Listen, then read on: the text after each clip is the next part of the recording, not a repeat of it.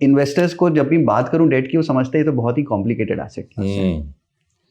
अब मेरे हिसाब से डेट से ज़्यादा सिंपल कुछ एसेट क्लास है नहीं।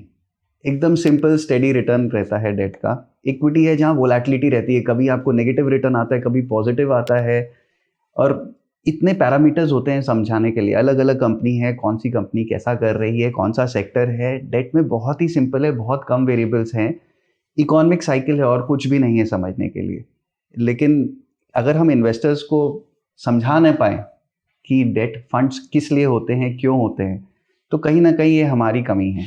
आप जब इन्वेस्ट करते हैं, आपके लाइफ साइकिल में कहीं ना कहीं आपको स्टेबिलिटी की ज़रूरत रहती है। आपने पैसा इन्वेस्ट किया, आपको पता होना चाहिए कि अगर मैं इन्वेस्ट किया हूँ तो मेरा कितना रिटर्न किस हिसाब से आ सकता है। इक्विटी में हमने साइकिल्स देखी है जहाँ पे कभी कभी ऐसा भी होता है कि आपने इन्वेस्ट किया और 2 साल 3 साल आपके रिटर्न्स नेगेटिव हो जाते हैं। आपको जो कैश फ्लो की ज़रूरत है जो हर साल, वो कैश फ्लो इक्विटी हर बार दे नहीं पाता है। और डेट में ये फ़ायदा रहता है कि आपका बिकॉज रिटर्न स्टेडी है, आप प्रिडिक्टेबिलिटी के हिसाब से वहाँ पे इन्वेस्ट कर सकते हैं। ऑफ कोर्स आपका एक्सपेक्टेड रिटर्न डेट में कम रहता है, बट एक्सपेक्टेड रिस्क बहुत कम है। और जब रिस्क की बात करते हैं ना, लोगों को रिस्क क्या लगता है? रिस्क क्या होता है? रिस्क होता है जब आपको, अगर आपने कुछ रिटर्न इन्वेस्ट किया है, आप कितना ड्रॉडाउन देख सकते हैं अपने इन्वेस्टमेंट में। सो इक्विटी में पॉसिबिलिटी क्या है ड्रॉडाउन की, और डेट में पॉसिबिलिटी क्या है ड्रॉडाउन की। डेट में अगर आप 2 साल 3 साल इन्वेस्ट करें तो ड्रॉडाउन तो होता नहीं है। मैंने खराब से खराब साइकिल देखा है, लेकिन मैंने डेट में ड्रॉडाउन्स नहीं देखे हैं। तो और रिटर्न क्या होता है? स्टेबिलिटी ऐसी है कि आपको मतलब एक रेंज के बीच में रिटर्न मिलता है। तो ना तो वो रेंज से नीचे जाता है, ना रेंज से ऊपर जाता है। तो प्रेडिक्टेबिलिटी, अगर आपको पता है कि मेरे को ये पैसे 2 साल 3 साल बाद चाहिए, और ये पैसे मुझे एक एक्सपेक्टेड रिटर्न के साथ चाहिए, तो वो एक्सपेक्टेड रिटर्न आपको डेट में मिल सकता है। डेट क्यों ज़रूरी है? एसेट एलोकेशन के हिसाब से ज़रूरी है। अभी मैं देखता हूँ कि कुछ लोगों से बात करता हूँ तो पूछता हूँ, तुम्हारे पोर्टफोलियो अभी आप कैसे इन्वेस्ट करते हो?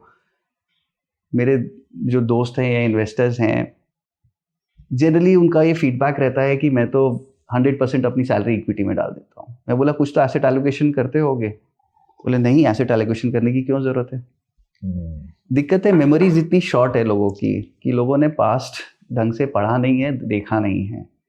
एंड एसेट एलोकेशन इसीलिए इंपॉर्टेंस लोग समझते नहीं है। डेट का जो एक एसेट एलोकेशन में रोल है, दैट इज सुप्रीम। वो आप वहाँ से ले नहीं सकते। आप सोच के देखिए, एक पोर्टफोलियो जिसमें आपने 100 रुपये इन्वेस्ट किए हैं, अगर आपने वहाँ पे 90 रुपया 100 रुपया इक्विटी में डाल दिया, और किसी कारण से ग्लोबली कुछ प्रॉब्लम हो गई, इक्विटी मार्केट्स किसी कारण से नीचे आ गए, आपको अगले साल पैसे चाहिए, उसके अगले साल पैसे चाहिए, 100 रुपये डाले तो 80 हो गए।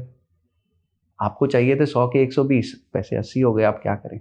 यही अगर आपने एसेट एलोकेशन किया होता, जहाँ पे आपने अगर 50% या 40% डेट में डाला होता, बाकी इक्विटी में डाला होता, आपके कम से कम 100 रुपये तो रहते।